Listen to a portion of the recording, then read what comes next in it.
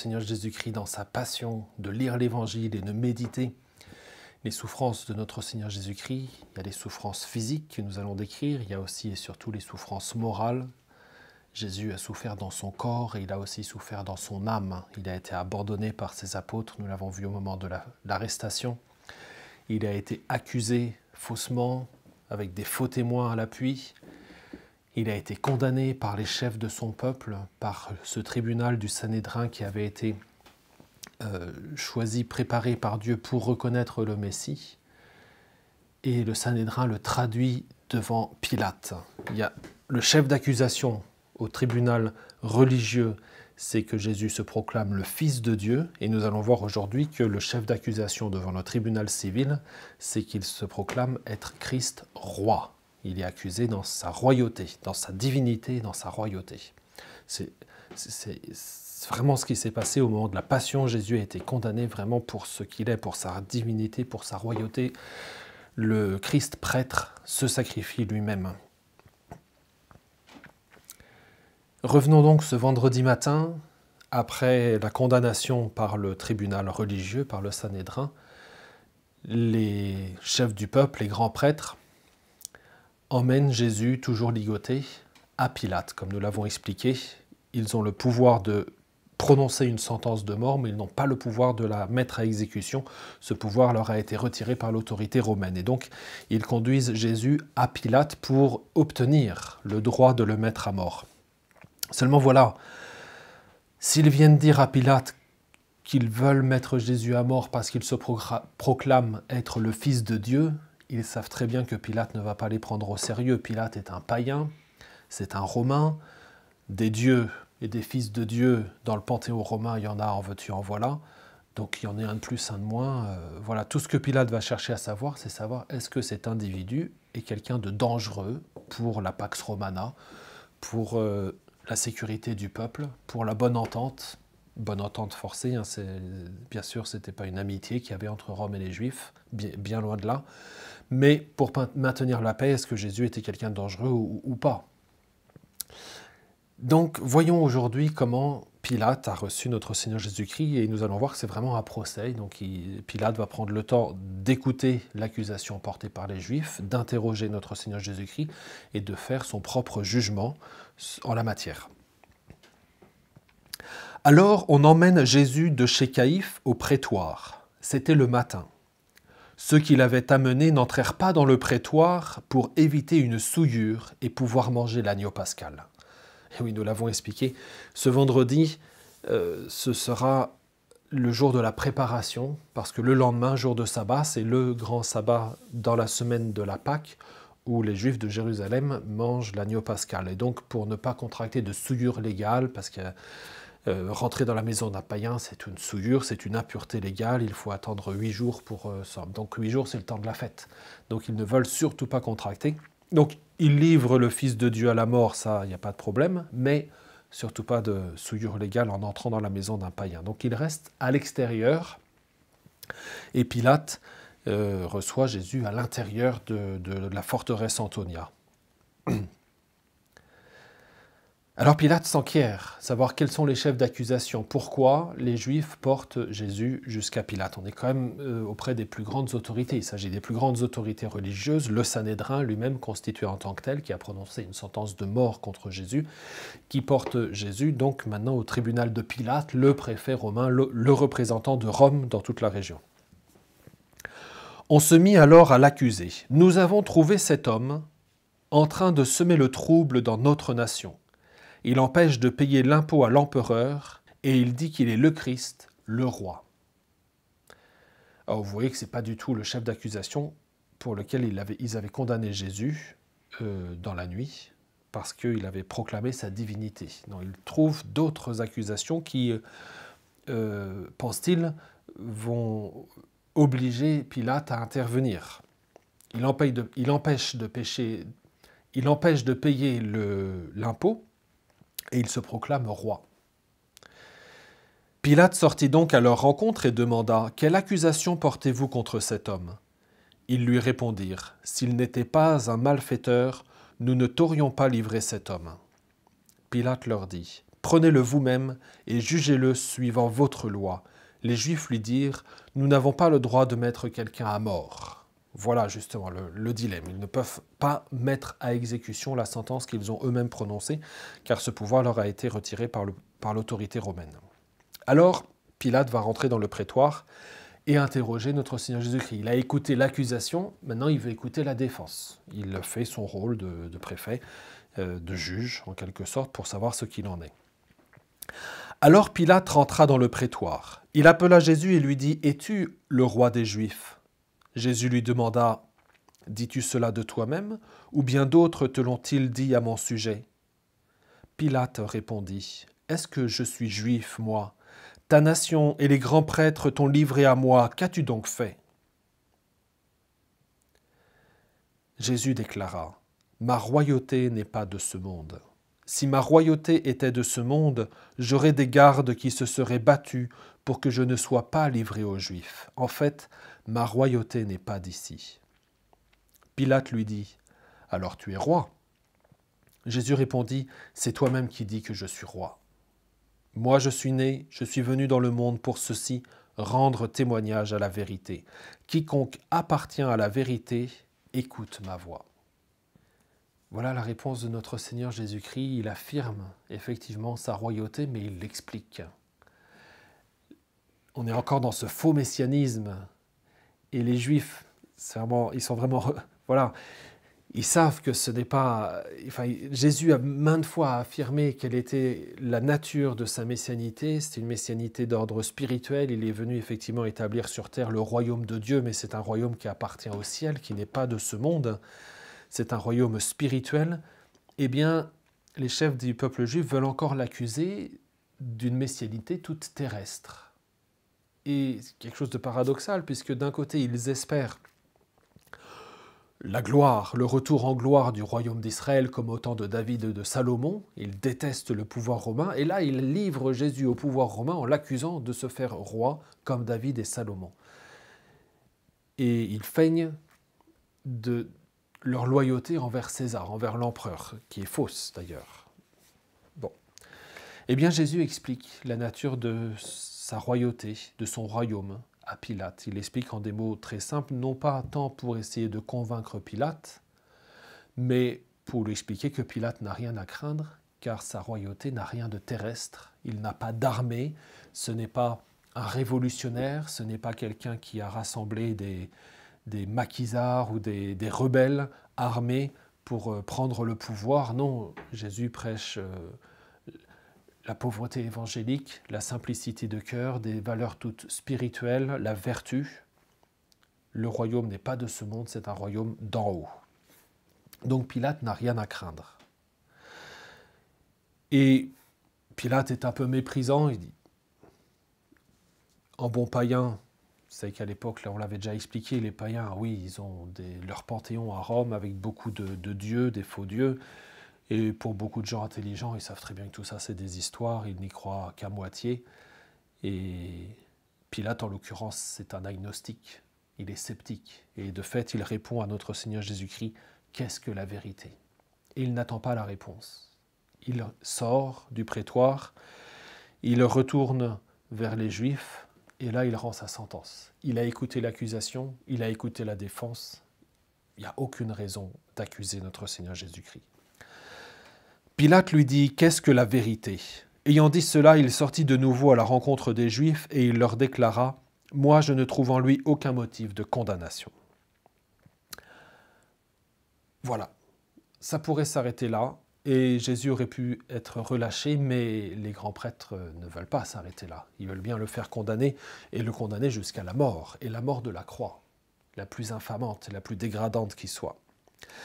Donc ils vont continuer à l'accuser de diverses manières. Et là, l'évangéliste Saint Marc ne nous détaille pas toutes les accusations qui ont été portées contre lui. Il signale seulement que Pilate écoute et il regarde notre Seigneur Jésus-Christ s'attendant à une réponse de sa part. Et il voit que Jésus ne répond rien, mais garde le silence. Et il s'en étonne. Les grands prêtres multipliaient contre lui les accusations. Pilate lui demanda de nouveau, « Tu ne réponds rien ? Vois toutes les accusations qu'ils portent contre toi. » Mais Jésus ne répondit plus rien, si bien que Pilate fut étonné. Voilà, donc Pilate ne trouve aucun motif de condamnation, mais à cause de l'insistance des chefs du peuple juif, il est embarrassé. Il est embarrassé parce qu'il a été nommé à Jérusalem pour maintenir cette paix romaine et que justement, de manière habituelle avec les autorités juives, c'est toujours quelque chose de conflictuel. Les Juifs, en l'occurrence, n'acceptent pas l'autorité romaine, ils veulent leur indépendance, ils veulent leur souveraineté. Quel peuple ne le souhaiterait pas d'ailleurs, et ils ont du mal, bien sûr, à accepter l'autorité romaine, ils la rejettent, en tout cas pour les Sadducéens et les pharisiens, on a vu les Hérodiens, ils s'en accommodent, c'est une autre question, mais voilà, donc ils continuent d'accuser notre Seigneur Jésus-Christ pour des motifs politiques. Pilate s'adressa aux grands prêtres et aux foules, « Je ne trouve chez cet homme aucun motif de condamnation. » Mais ils insistaient avec force. Il soulève le peuple en enseignant dans toute la Judée. Après avoir commencé en Galilée, il est venu jusqu'ici. Alors ça, ce mot va donner à Pilate l'occasion d'échapper au dilemme. Il est dans un dilemme. S'il condamne Jésus pour faire plaisir aux Juifs, il condamne un innocent. Il le sait. Il en est convaincu. Il sait que Jésus est innocent. Il se prend pour un roi. C'est un royaume spirituel. Il n'est pas dangereux. Il n'y a pas d'armée. Il n'y a pas de trouble à l'ordre public. Il n'y a absolument aucune raison de l'arrêter, de lui faire quoi que ce soit comme mal. Donc, Pilate sait que s'il condamne Jésus, il commet une injustice. Mais s'il ne le condamne pas, il se met à dos la population, les chefs du peuple juif. Et ça peut être reporté à Rome, enfin ça va faire tâche dans son dossier, dans son avancement, ça va retarder sa carrière, et ça l'embarrasse.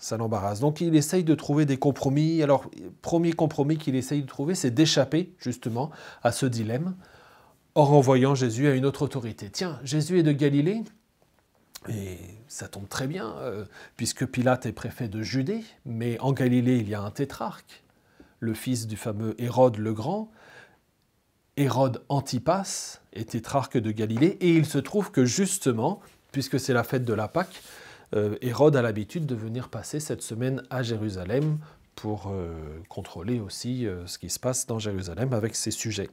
Donc, pas de problème, Hérode a une maison, il a un palais, il possède un palais dans Jérusalem, et bien qu'à cela tienne, Pilate envoie Jésus chez Hérode. Voilà, comme ça, il n'a plus besoin de s'occuper de ce problème. À ces mots, Pilate demanda si l'homme était galiléen. Apprenant qu'il relevait de l'autorité d'Hérode, il le renvoya devant ce dernier qui se trouvait lui aussi à Jérusalem en ces jours-là. À la vue de Jésus, Hérode éprouva une joie extrême. En effet, depuis longtemps, il désirait le voir à cause de ce qu'il entendait dire de lui, et il espérait lui voir faire un miracle. Il lui posa bon nombre de questions, mais Jésus ne lui répondit rien. On a déjà parlé d'Hérode Antipas, vous vous souvenez, c'est celui qui a mis à mort Saint Jean-Baptiste, parce que Saint Jean-Baptiste lui reprochait sa vie immorale. C'est ce même Hérode qui menaçait notre Seigneur Jésus-Christ, enfin, d'après les rumeurs qui avaient été rapportées à notre Seigneur Jésus-Christ, en fait, on voit que ici, il est curieux, il y a une certaine superstition chez Hérode, on se souvient qu'à l'égard de Saint Jean-Baptiste, il craignait Saint Jean-Baptiste et pourtant il l'avait fait arrêter. Mais dans sa prison, il allait le visiter pour lui demander conseil, pour l'écouter. Jésus sait que Hérode a déjà reçu cet enseignement de Saint Jean-Baptiste et il s'est entêté, il l'a quand même fait mettre à mort. Et en même temps, il avait une certaine crainte. Entendant parler de Jésus, Hérode pensait que Saint Jean-Baptiste était ressuscité, qu'il s'était réincarné, qu'il était de nouveau présent auprès de son peuple. Et puis non, en fait, c'était Jésus. Et donc, depuis longtemps, Hérode attendait de voir Jésus, il n'avait jamais eu l'occasion. Voilà, ça y est, cette occasion se présente, mais Jésus est prisonnier. Alors, il montre un certain intérêt, amusé de voir Jésus ainsi dans cette posture. Il se moque de lui, il lui pose des questions. Et puis, il le livre aux moqueries de ses sujets. C'est la cour d'un roi luxuriant, qui vit dans le sturp et la luxure, comme on dit, qui vit dans l'opulence, qui vit dans le mépris de ses sujets aussi. Hein, on a déjà vu ces choses-là. Donc Hérode se montre absolument méprisant à l'écart de notre Seigneur Jésus-Christ. Et Jésus garde le silence. Là encore, quel courage chez notre Seigneur Jésus-Christ pour garder ce silence devant ce silène qu'est Hérode Antipas. Jésus se tait. Hérode a déjà reçu la révélation de Jean-Baptiste, il n'a pas voulu l'écouter, il a mis Jean-Baptiste à mort, il ne lui sera pas donné de seconde chance, de seconde grâce. C'est terrible. Les grands prêtres et les scribes étaient là et l'accusaient avec véhémence. Hérode ainsi que ses soldats le traita avec mépris et se moqua de lui. Il le revêtit d'un manteau de couleur éclatante et le renvoya à Pilate. Donc cette entrevue entre Jésus et Hérode n'aura juste servi qu'à moquer notre Seigneur Jésus-Christ et le tourner en dérision avec cette robe rouge écarlate que Hérode lui fait placer sur ses épaules pour se moquer de lui. C'était le vêtement des fous. Et Hérode voulait s'amuser. Il espérait bien que Jésus allait lui faire pour lui comme ça quelques miracles, comme on appelle un magicien pour faire des tours de magie. Jésus refuse, bien entendu. Alors il le tourne en dérision. Et une fois qu'ils se sont bien amusés, eh bien, il renvoie notre Seigneur Jésus-Christ vers Pilate. Et saint Luc note que ce jour-là, Hérode et Pilate devinrent des amis, alors qu'auparavant il y avait de l'hostilité entre eux. Il y avait certainement une grande hostilité parce que Pilate était celui qui avait remplacé Archélaüs, le frère d'Hérode Antipas, qui était tétrarque de Judée. Et donc il y avait une rivalité évidemment entre les différentes autorités en Judée et en Galilée. Bon, ils étaient ennemis. Eh bien, les ennemis de mes ennemis sont mes amis. Hérode et Pilate, dans leur inimitié commune contre notre Seigneur Jésus-Christ, sont devenus amis ce jour-là. Bien sûr, ce n'est une amitié qu'intéressée et malfaisante. Nous sommes bien d'accord. Seulement voilà, Pilate se retrouve avec notre Seigneur Jésus-Christ et un jugement à rendre, le dilemme lui revient sur les épaules, il va chercher un autre échappatoire. Or, il se trouve que justement, c'est la fête de la Pâque, et que c'est une coutume que les préfets romains avaient depuis de nombreuses années, semble-t-il, pour la fête de la Pâque, de faire une amnistie, et de libérer parmi les prisonniers un des prisonniers que le peuple réclamerait. Il y avait effectivement très certainement de manière récurrente des émeutiers, des faux prophètes, des faux messies qui avaient fomenté des révoltes, des rébellions, des manifestations dans la ville qui avaient plus ou moins bien tourné. C'était le cas de Barabbas, justement. C'était le cas aussi de Simon le Galiléen en lançant en Jésus-Christ. Mais ces prêcheurs pouvaient quand même avoir une certaine renommée auprès du peuple. Et donc, pour faire plaisir au peuple et se faire bien voir par la population, le préfet romain avait l'habitude d'en relâcher l'un ou l'autre à l'occasion des fêtes. Et Pilate va essayer de se servir de ce stratagème pour échapper. Il va aller chercher dans sa prison vraiment la pire crapule, le pire prisonnier que tout le monde connaît, Barabbas. Il est connu comme tel, c'est dommage, il a un très beau nom, Barabbas, le fils du père. Mais il est connu comme étant un émeutier, une émeute dans la ville, est-ce qu'il était zélote certainement, ou quelque chose comme ça. Enfin, il avait organisé des émeutes violentes dans la ville de Jérusalem. Il y avait eu des morts et donc il avait été arrêté et conduit en prison. Apparemment, au simple nom de Barabbas, les gens tremblent. Et donc Pilate se dit, voilà, si je propose ce prisonnier ou Jésus, très certainement la foule va choisir de libérer Jésus parce que Barabbas a vraiment une très mauvaise réputation. Malheureusement, il fait erreur. À chaque fête, il leur relâchait un prisonnier, celui qu'il demandait. Or, il y avait en prison un dénommé Barabbas, arrêté avec des émeutiers pour un meurtre qu'ils avaient commis lors de l'émeute. Les foules s'étant donc rassemblées, Pilate leur dit « Qui voulez-vous que je vous relâche ? Barabbas ou Jésus appelé le Christ ?»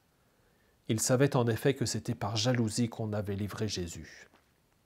Voilà. Pilate connaît les intentions des ennemis du Christ. Et c'est pour ça qu'en présentant les deux hommes, il insiste, il invite la foule à demander la libération de Jésus. Le choix se porte entre Barabbas, ce nom à l'évocation duquel tout le monde frémit, et Jésus, et Pilate insiste, Jésus qu'on appelle le Christ. Voilà, il influence quand même la foule à faire le bon choix. À ce moment-là, saint Matthieu inclut l'intervention de la femme de Pilate. Alors nous sommes bien sûr chez des populations païennes. Mais les saints anges gardiens interviennent quand même. Vous savez que nous avons tous un ange gardien, et c'est pas parce qu'on est païen qu'on est nécessairement une mauvaise personne. Cette femme était certainement une femme pieuse dans sa religion à elle. Est-ce qu'elle avait peut-être certaines amitiés dans la population juive, pour la religion juive? C'est possible, nous ne savons pas. En tout cas, elle a eu un songe pendant la nuit qui l'a beaucoup tourmentée, et il était question de notre Seigneur dans ce songe. Alors, elle envoie un serviteur auprès de son mari pour lui faire savoir. Tandis qu'il siégeait au tribunal, sa femme lui fit dire « Ne te mêle pas de l'affaire de ce juste, car aujourd'hui j'ai beaucoup souffert en songe à cause de lui. » Ça fait partie des choses que le bon Dieu permet, aussi bien chez les chrétiens que chez les non-chrétiens. C'est le travail des anges, de parfois nous porter des messages par l'intermédiaire des songes, des rêves. Il faut faire très attention, bien évidemment. Si vous avez fait des songes pendant la nuit, c'est que vous avez bien dormi, et remerciez-en le bon Dieu, mais ça ne veut pas forcément dire que le bon Dieu va vous faire passer un message. Voilà. Mais ça peut arriver de manière occasionnelle. On voit souvent des exemples dans la Sainte Écriture, et celui-ci en est un. Donc, la femme de Pilate va servir d'instrument pour prévenir Pilate de ne pas condamner ce juste. Pilate sait déjà que Jésus est innocent, et l'intuition de sa femme, il ne faut jamais négliger les intuitions féminines, vous savez, l'intuition de sa femme va le lui confirmer. La femme de Pilate lui fait dire que cet homme est un homme juste, il est innocent. Voilà. Pendant ce temps, donc le temps que les choses se préparent, que Pilate fasse cette proposition à la foule, voici Barabbas et Jésus, lequel choisissez-vous? L'intervention de la femme de Pilate. Les chefs du peuple, les prêtres et les anciens du peuple vont menacer la foule qui se trouve présente, qui se masse toujours de plus en plus nombreuse autour du prétoire. Il y a du monde à Jérusalem, on est à la veille de la fête de la Pâque, donc il y a du monde. Les foules se pressent.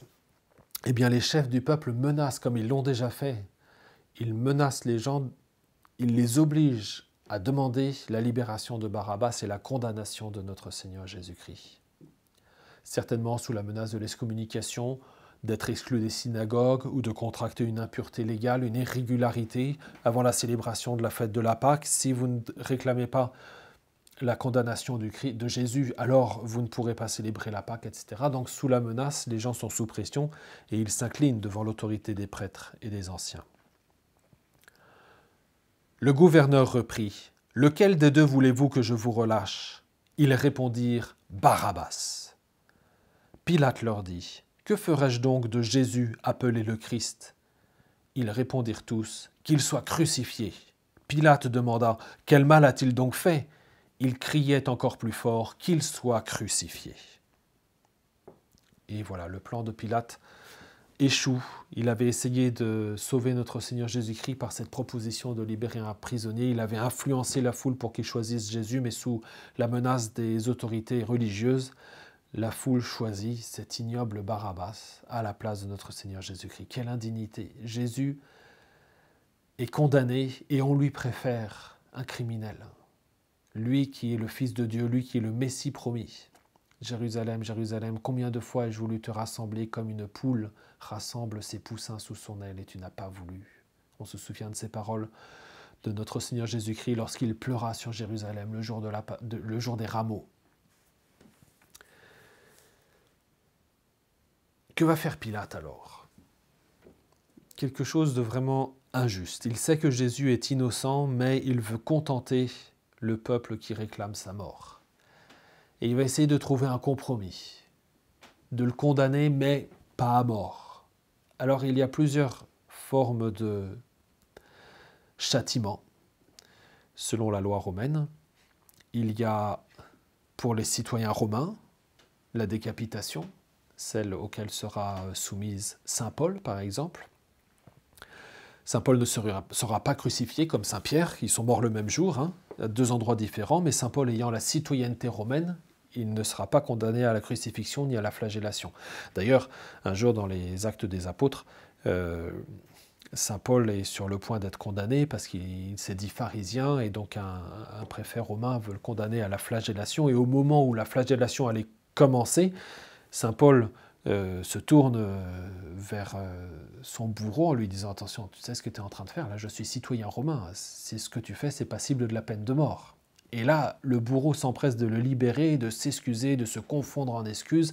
C'était effectivement quelque chose de très grave de condamner un citoyen romain à des peines aussi graves.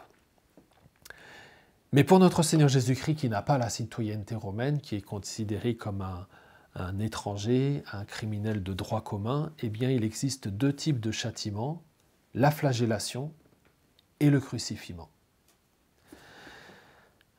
Alors avant d'aller au crucifiement, il y a d'abord la flagellation, c'est l'intermédiaire. Et c'est malheureusement ce qui va se passer. Pilate va proposer un compromis. D'accord, j'accepte la sentence que vous avez prononcée contre lui, mais je n'accepte pas qu'il soit condamné à mort. Je vais donc lui donner le châtiment intermédiaire, qui est la flagellation. Alors Pilate convoqua les grands prêtres, les chefs et le peuple. Il leur dit : « Vous m'avez amené cet homme en l'accusant d'introduire la subversion dans le peuple. Or, j'ai moi-même instruit l'affaire devant vous, et parmi les faits dont vous l'accusez, je n'ai trouvé chez cet homme aucun motif de condamnation. D'ailleurs, Hérode non plus, puisqu'il nous l'a renvoyé. En somme, cet homme n'a rien fait qui mérite la mort. » Très bien. Jusqu'à présent, Pilate fait état de l'investigation telle qu'elle s'est faite. Il a consulté Hérode. Hérode le lui a renvoyé sans condamnation. Il n'y a aucun motif de faire mourir notre Seigneur Jésus-Christ. Et alors Pilate donne une conclusion qui est absolument illogique et injuste. Jésus est innocent, mais il va quand même le faire châtier. Je vais donc le relâcher après lui avoir fait donner une correction. Alors Pilate fit saisir Jésus pour qu'il soit flagellé. Les évangélistes ne s'attardent pas à expliquer en quoi consiste la flagellation romaine. Ces quelques mots suffisent en fait. Et la flagellation est bien connue par l'histoire. Il y avait deux flagellations, il y avait la flagellation juive et la flagellation romaine. La flagellation juive, c'était ce qu'on appelle les 40 coups moins 1, parce que la loi de Moïse prévoyait aussi ce genre de châtiment dans certains cas, pour certains délits. Et on les appelait les 40 coups moins 1 parce que Moïse avait autorisé jusqu'à 40 coups de bâton. Et pour être sûr que les 40 coups n'étaient pas dépassés, ils en donnaient toujours 39. Voilà, c'est pour ça que saint Paul, dans la deuxième épître aux Corinthiens, mentionnera qu'il a lui-même subi ce châtiment des 39 coups moins 1. Des 40 coups moins 1, pardon, des 39 coups donc. Mais la flagellation romaine que notre Seigneur Jésus-Christ subit le jour de sa passion, ça c'est autre chose. Chez les Romains, il n'y a aucune compassion, il n'y a aucune loi surtout que la flagellation, comme on l'a dit, c'est vraiment le châtiment pour les esclaves ou pour les étrangers, ceux qui n'ont pas la citoyenneté romaine. Et donc c'est quelque chose de vraiment très cruel, de très violent. La flagellation est donnée par des soldats, des bourreaux, c'est leur métier. Donc il n'y a aucune tendresse, aucune compassion chez ces bourreaux-là. Ils donnent la flagellation avec un flagellum. Un flagellum, c'est donc un manche en bois d'environ 10 cm, 10-15 cm, avec quelques lanières en cuir d'une trentaine de centimètres, 30-40 cm, au bout desquels sont situés des osselets ou des boules de plomb, de manière que à chaque fois qu'un coup est donné, un coup de fouet est donné, les morceaux les osselets ou les boules de plomb s'enfoncent dans la chair et la déchirent au moment où le soldat retire le flagellum pour donner encore un autre coup. Et les soldats frappaient, donc ils se mettaient par deux, à droite et à gauche du prisonnier. Le prisonnier était attaché sur une colonne, les mains vers le haut, ou bien parfois aussi les mains plus bas pour que le dos soit courbé, et qu'ainsi il présente le dos au cou de ses agresseurs. Semble-t-il, d'après la révélation du Saint-Suaire de Turin, les coups qui ont été assénés à notre Seigneur Jésus-Christ sont très nombreux. Et notre Seigneur Jésus-Christ était attaché les mains vers le haut, en haut d'une colonne. Et donc les deux soldats se trouvaient à sa droite et à sa gauche derrière lui pour lui asséner des coups dans le dos, mais en fait toutes les parties du corps étaient atteintes parce qu'il ne faisait pas attention, évidemment. Et il n'était pas rare que les coups, dans les flagellations qui étaient données chez les Romains, ceux qui subissaient la flagellation, très souvent, étaient laissés pour morts et même mouraient à la fin de la flagellation. Et donc c'est donc ce supplice que notre Seigneur Jésus-Christ subit le jour de sa passion. Il est donc conduit dans la salle des gardes, il est attaché à cette colonne, il est dépouillé de ses vêtements et on le frappe. On le frappe encore. On le frappe pendant un temps assez long, jusqu'à ce qu'il s'épuise. Les soldats ont reçu pour consigne justement de ne pas le laisser mourir, donc il s'arrête un peu avant, mais notre Seigneur Jésus-Christ perd beaucoup de sang. Il est meurtri dans toute sa chair, dans tout son corps. Il a subi cette flagellation. Et dans le temps qui a été imparti aux soldats pour réaliser cet ouvrage de la flagellation, il reste encore un peu de temps et notre Seigneur Jésus-Christ va leur servir de jouet pour leur moquerie pendant un certain temps, en attendant le moment que Pilate va indiquer pour représenter Jésus-Christ à la foule. Alors, les soldats du gouverneur emmenèrent Jésus dans la salle du prétoire et rassemblèrent autour de lui toute la garde.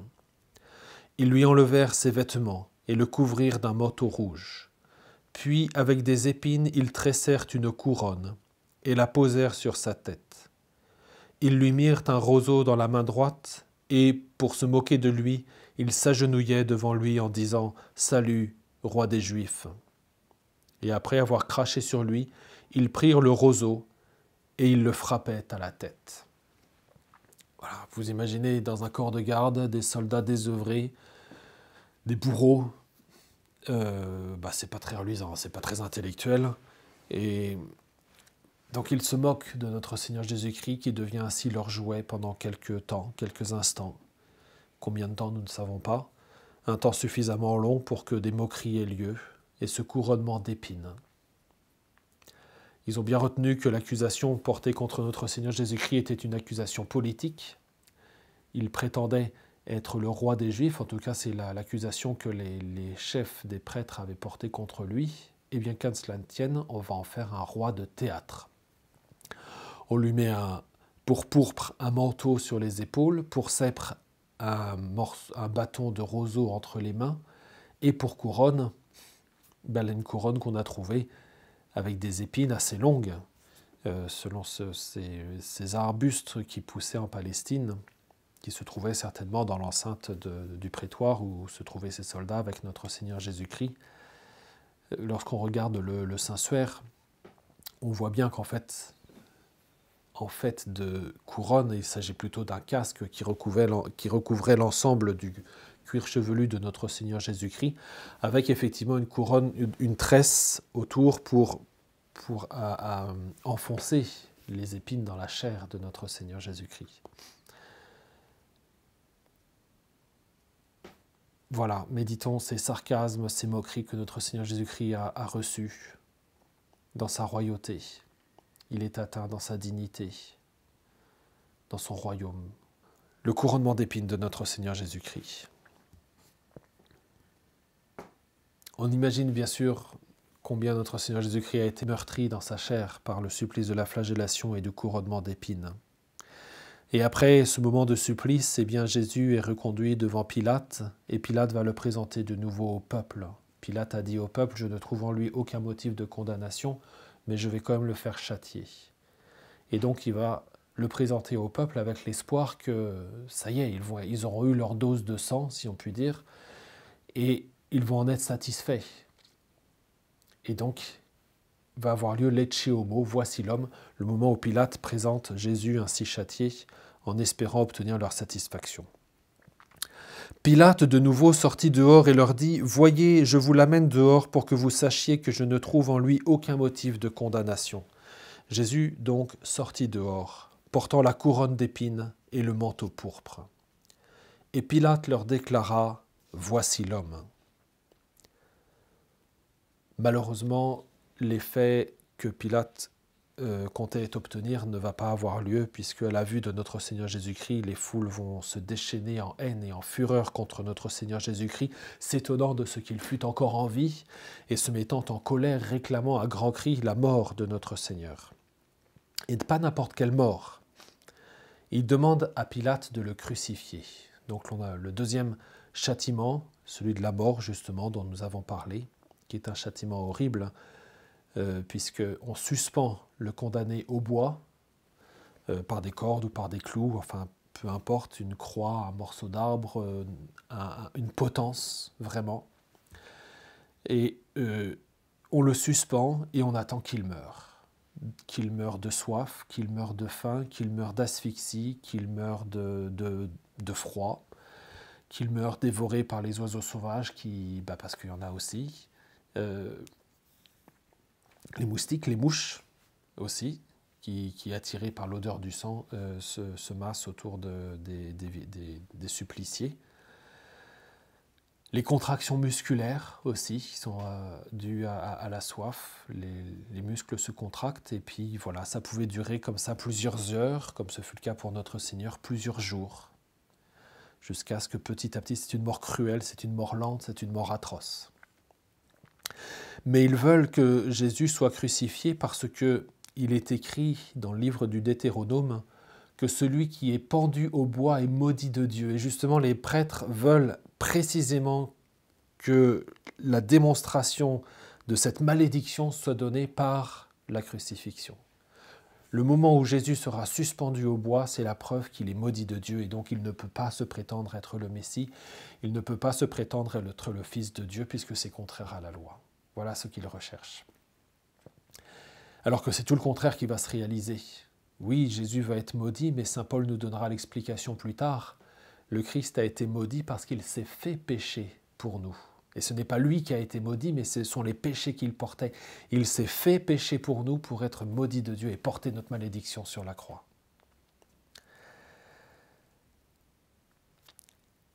Alors, à ce moment où Pilate présente Jésus flagellé et couronné d'épines à la foule va répondre en répandant sa haine contre Jésus.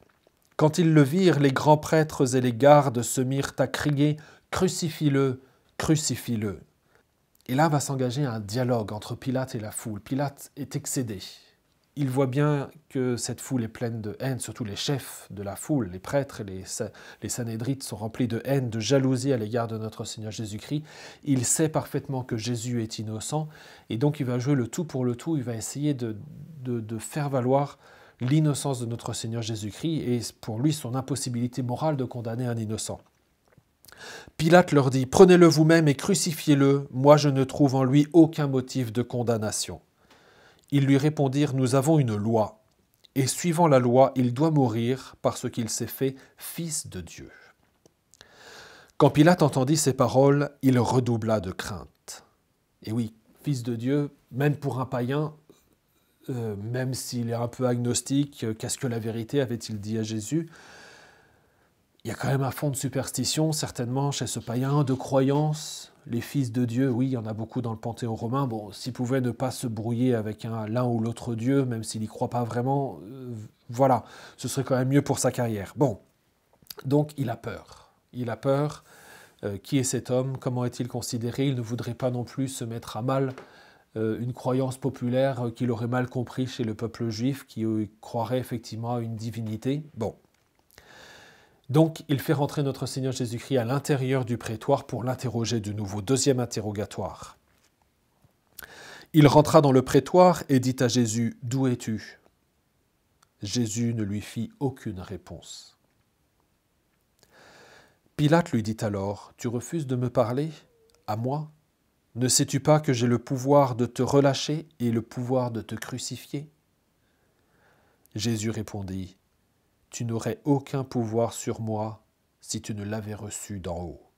C'est pourquoi celui qui m'a livré à toi porte un péché plus grand. » Dès lors, Pilate cherchait à le relâcher. Deuxième interrogatoire, où notre Seigneur Jésus-Christ, par son silence, il ne cherche pas à se justifier, et par ce silence, il affirme que les accusations qui sont portées contre lui sont fausses. sont mal intentionnés.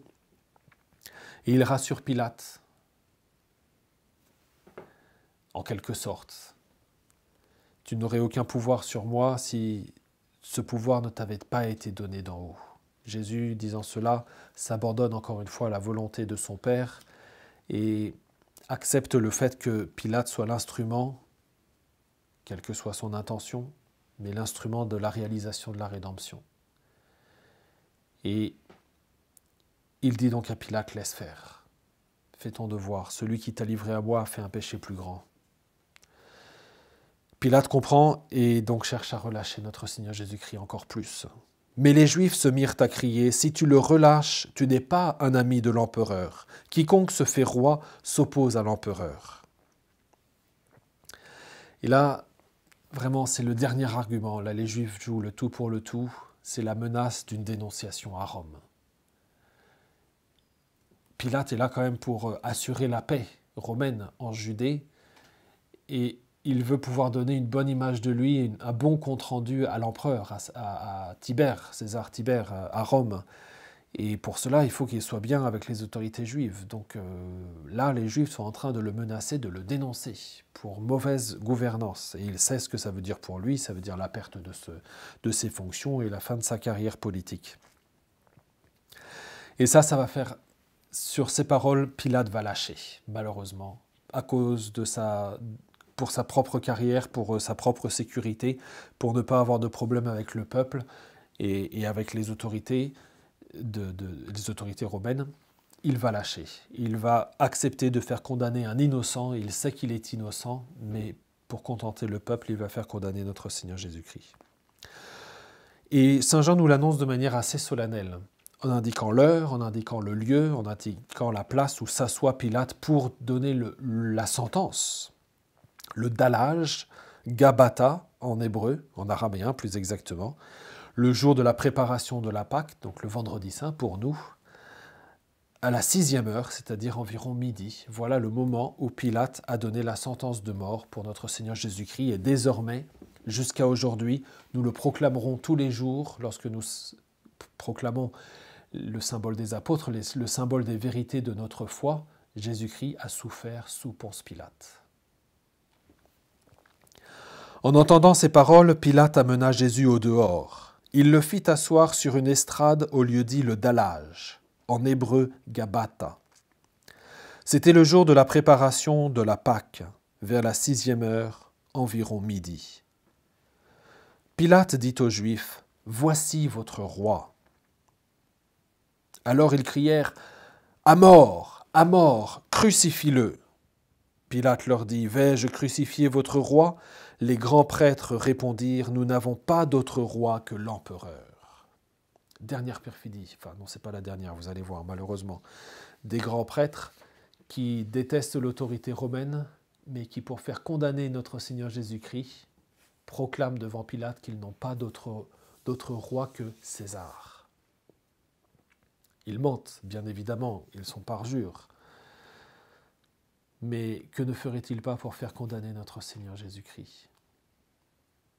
Vous voyez, cette rage, on voit vraiment que Satan est à l'œuvre derrière pour soutenir cette foule dans sa haine de notre Seigneur Jésus-Christ, la haine de sa divinité, la haine de sa messianité, la haine de sa royauté.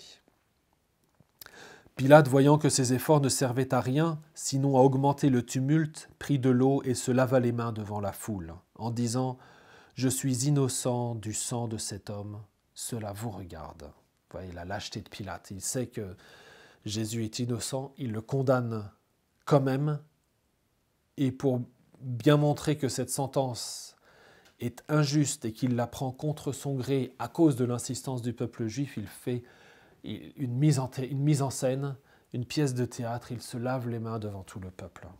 « Je suis innocent du sang de cet homme, cela vous regarde, voyez avec votre conscience. » Tout le peuple répondit, « Son sang, qu'il soit sur nous et sur nos enfants. » C'est une parole terrible et à la fois prophétique. Oui, c'est une malédiction qu'ils prononcent à leur propre encontre et en même temps, c'est une prophétie puisque vraiment le sang de notre Seigneur Jésus-Christ rejaillira en source de grâce et de salut pour le peuple tout entier, et même au-delà, bien au-delà du peuple juif.